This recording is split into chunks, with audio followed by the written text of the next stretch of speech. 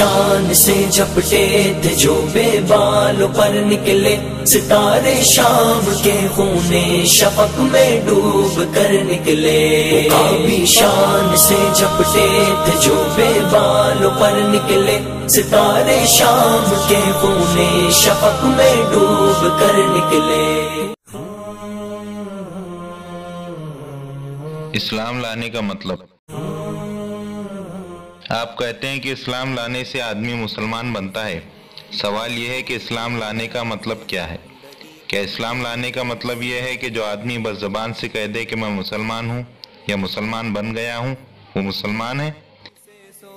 یا اسلام لانے کا مطلب یہ ہے کہ جس طرح ایک برہمن پجاری بغیر سمجھے بوجھے سنسکرت کے چند منتر پڑھتا ہے، اسی طرح ایک شخص عربی کے چند فقرے بغیر سمجھے بوجھے زبان سے ادا کر دے اور بس وہ مسلمان ہو گیا؟ آپ خود بتائیے کہ اس سوال کا آپ کیا جواب دیں گے؟ آپ یہی کہیں گے نا کہ اسلام لانے کا مطلب یہ ہے کہ حضرت محمد صلی اللہ علیہ وسلم نے جو تعلیم دی ہے اس کو آدمی جان کر سمجھ کر دل سے قبول کرے اور اس کے مطابق عمل کرے۔